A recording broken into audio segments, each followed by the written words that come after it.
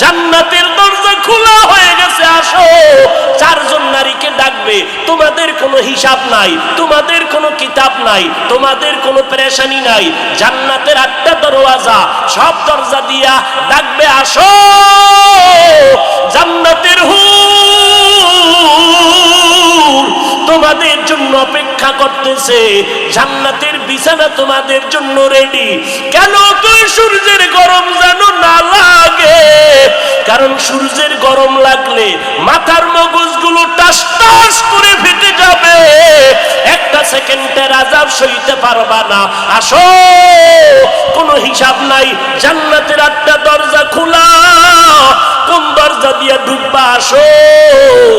ও এলাকার মা বোনেরা, 4জন নারীকে জান্নাতের 8টা দরজা ডাকবে, এর মধ্যে একজন নারী হবেন আমার নবীর কলিজার বিবি। 2 জন স্বামী বিদায়ের পরে বিধবা 40 বছরের নারী খাদিজা রাদিয়াল্লাহু তাআলা আনহা। এমন আদর্শ জমিনে আর কারো নাই। অমুকের আদর্শের সৈনিক আমরা, আল্লাহর কসম।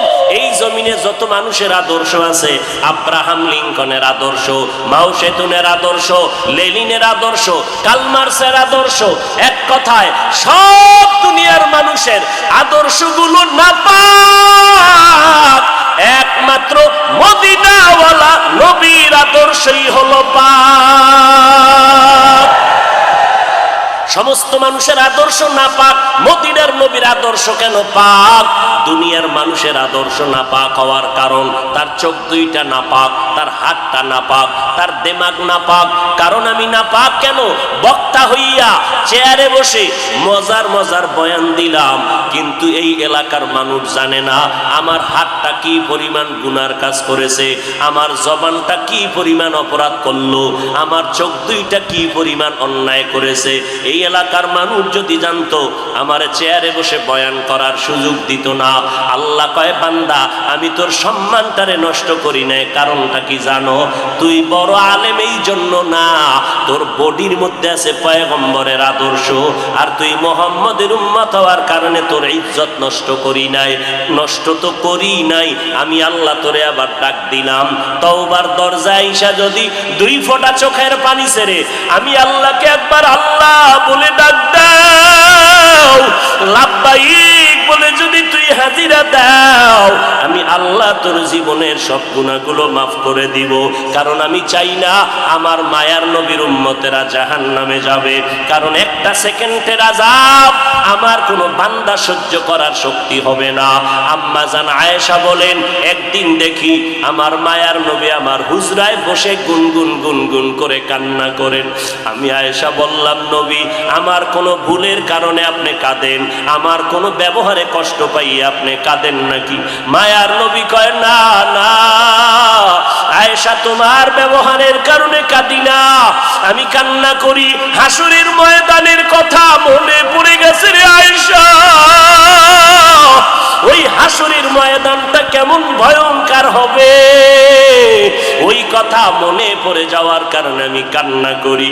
ও নবীর উম্মতেরা, আমার নবীর আদর্শ দেখিয়া মক্কার মানুষ দলে দলে কালেমা পড়ে নবীর সৈনিক হয়ে যায়। আমার নবীর কেমন আদর্শ!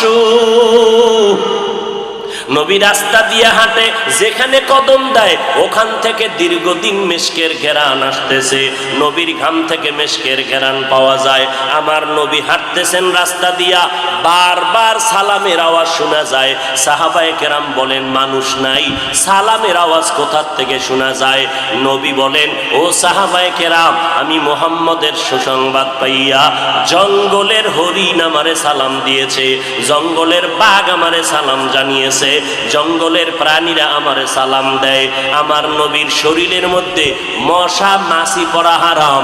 আরবের মানুষ তাকায় দেখে, মুহাম্মদ যেদিকেই যায় একটা মেঘের খণ্ড তার মাথার উপরে। কেন? সূর্যের গরম জানো নবীর শরীরে লেগে কষ্ট না দেয়, মেঘের খণ্ড ছায়া দেয়। আমার নবীর শরীরে মশা পড়ে না, মাছি পড়ে না, নবী কষ্ট পাবে। সেই নবী আমার এই উম্মতের আদর্শ বাস্তবায়নের জন্য পেটে পাথর বেঁধে কালেমার দাওয়াত দিলেন। আমার নবী মা হারা ইতিম, বাবা হারা ইতিম, দুনিয়াতে সে একবার আব্বা বলে ডাক দিতে পারি নাই রে উম্মতেরা। 6 বছরে মা হারায় ফেললাম, 8 বছরে আমার দাদাকে হারায় ফেললাম। আমার আরবের মধ্যে কেউ নাই, চারদিকে আমার দুশ্মন। আমি কালেমার দাওয়াত নিয়ে কোথায় যাব? আমি ঘরের মধ্যে বসে কাঁদতেছি। ওই সময় আমার এক আপন, আরবের মধ্যে আর আপন আমার কেউ ছিল না। 2 জন স্বামী বিদায়ের পরে একজন নারী, 40 বছরের বিধবা নারী খাদিজা। আমি মোহাম্মদ 25 বছরে তাকে বিয়া করে নিলাম। আল্লাহর আদালতে অনুমতি নিয়ে বিয়া করে ফেললাম। ওই খাদিজা আমার কান্নার কারণ জিজ্ঞেস করলেন, নবী কেন কান্না করেন? ও খাদিজা কান্দি কেন? আল্লাহ আমাকে কোরআনের আলো দান করেছেন, আমি এখন কালেমার দাওয়াত দিব, আমার এই দাওয়াতকে গ্রহণ করবে। আমার ঘরে বাইরে চতুর্পার্শ্বে দুশ্মন, আমি কার কাছে দাওয়াত নিয়ে যাব? আম্মা জান খাদিজা চিৎকার দিয়া বলে, নবী কোনো পেরেশান হবেন না। এই জমিনের মধ্যে কেউ যদি আপনার কালেমার দাওয়াত না নেয়, আমি খাদিজার হাতটা ধরিয়া আপনি আমাকে প্রথম দাওয়াতটা পড়াইয়া দেন, কালেমা পড়াইয়া দেন। এই জমিনে মরিয়াও যদি যায়, ইতিহাসের পাতায় থাকবে মুহাম্মদের হাতে প্রথম দাওয়াত গ্রহণকারিনী কোনো পুরুষ না, তিনি একজন মহিলা। কিয়ামতের ময়দানে মদিনার নবী বলেন, জান্নাতের 8টা দরজা যখন খুলিয়া 4 জন নারীকে ডাকবে, আসো, জান্নাতের দরজা খোলা হয়ে গেছে, আসো। 4 জন নারীকে ডাকবে, তোমাদের কোনো হিসাব নাই, তোমাদের কোনো কিতাব নাই, তোমাদের কোনো পেরেশানি নাই। জান্নাতের 8টা দরওয়াজা, সব দরজা দিয়া ডাকবে, আসো, জান্নাতের হুর তোমাদের জন্য অপেক্ষা করতেছে, জান্নাতের বিছানা তোমাদের জন্য রেডি। কেন? তুই সূর্যের গরম যেন না লাগে, কারণ সূর্যের গরম লাগলে মাথার মগজগুলো টাস টাস করে ফেটে যাবে, একটা সেকেন্ডের আযাব সইতে পারবা না। আসো, কোনো হিসাব নাই, জান্নাতের 8টা দরজা খোলা, কোন দরজা দিয়ে ঢুকবা? আসো। ও এলাকার মা বোনেরা, 4 জন নারীকে জান্নাতের 8টা দরজা ডাকবে, এর মধ্যে একজন নারী হবেন আমার নবীর কলিজার বিবি। 2 জন স্বামী বিদায়ের পরে বিধবা 40 বছরের নারী খাদিজা রাদিয়াল্লাহু তাআলা আনহা। ওই খাদিজা ডাক দিয়া কয়, ও নবী, আপনার হাতের কালেমার মুসলমান আমি একজন হয়ে গেলাম। নবী এবার কান্না বন্ধ করে বের হয়ে গেলেন। আর আমার দুঃখ নাই, আমার খুঁটি যখন মজবুত হয়ে গেল, আমার ঘরের চৌকাঠ যখন মজবুত হয়ে গেল, এখন আমি দাওয়াতে নেমে গেলাম। মায়ার নবী দৌড়াইয়া মানুষের দ্বারে দ্বারে গিয়া গোপনে গোপনে দাওয়াত দেয়। হাঁটতে হাঁটতে হাঁটতে হাঁটতে আমার নবী পাথরওয়ালা জমিন পাড়াইয়া তায়েফের ময়দানের কিনারায় দাঁড়ায়। কয়, তোরা আমারে চিনোনি, আমি মক্কার মুহাম্মদ, আমি এক আল্লাহর দাওয়াত দিয়েছি, গ্রহণ করো। এই আসমানের মালিক আমার আল্লাহ, এই জমিনের মালিক আমার আল্লাহ, ওই একটা আল্লাহ, আর কোনো আল্লাহ নাই। ওই আসমানের মালিকের পক্ষ থেকে আসছি, কবুল করে নাও। তায়েফের বেঈমানেরা কয়, এটা তো সেই মুহাম্মদ মক্কার পাগল। বাচ্চাদের ডেকে বলে, পাথর মেরে মেরে মুহাম্মদের তাড়াইয়া দাও। যেই নবীর শরীরের মধ্যে মশা মাছি পড়া হারাম, মেঘের খণ্ড ছায়া দেয়, আমার নবী যেন কষ্ট না পায়। ওই শরীরের মধ্যে কাফেরের গোলামেরা এমন বৃষ্টির মতো পাথর মারতেছে, পাথর পরে পরে নবীর শরীর থেকে রক্ত প্রবাহিত হইয়া জুতা আটকাইয়া গেল। মায়ার নবী কান্না করেন, আর কদম বাড়াইয়া বাড়াইয়া মক্কার দিকে রওনা হলে, আবার যত দূর যায় আবার তায়েফের জমিনের দিকে তাকায়। আর আমার মায়ার নবী চোখের পানি ছেড়ে কান্না করে আর বলে, উদয়ার মালিক, তুমি একটু এদের দিলে রহম দাও।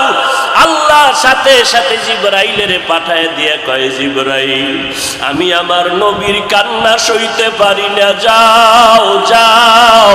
মুসা নবী আমার আশিক, ঈসা নবী আমার আশিক, ইব্রাহিম আমার আশিক, আর আমি আল্লাহ নিজে মুহাম্মদের আশিক।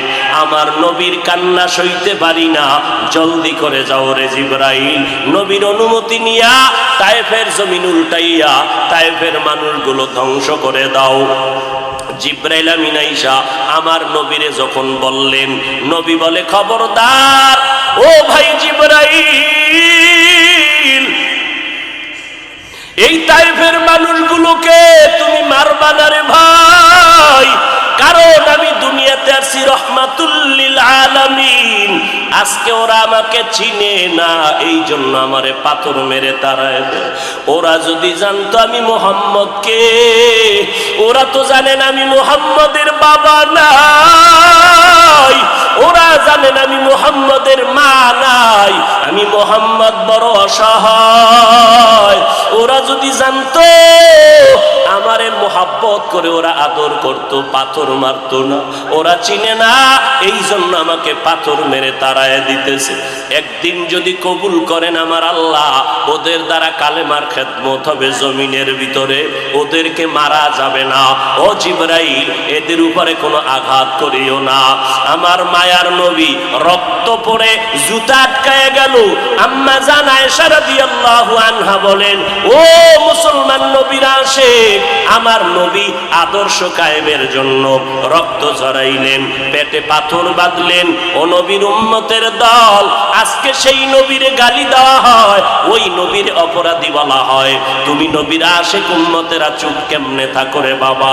মুসলমান সন্তানেরা, যুবকেরা, আজকে নবীর আদর্শের টুপি লাগাইলাম, দাড়িটা লম্বা করলাম, লম্বা জামা পরলাম, কই আমাদের খানাও বন্ধ হয় না, আমাদের লেখাপড়া স্বাধীনতাও নষ্ট হয় না।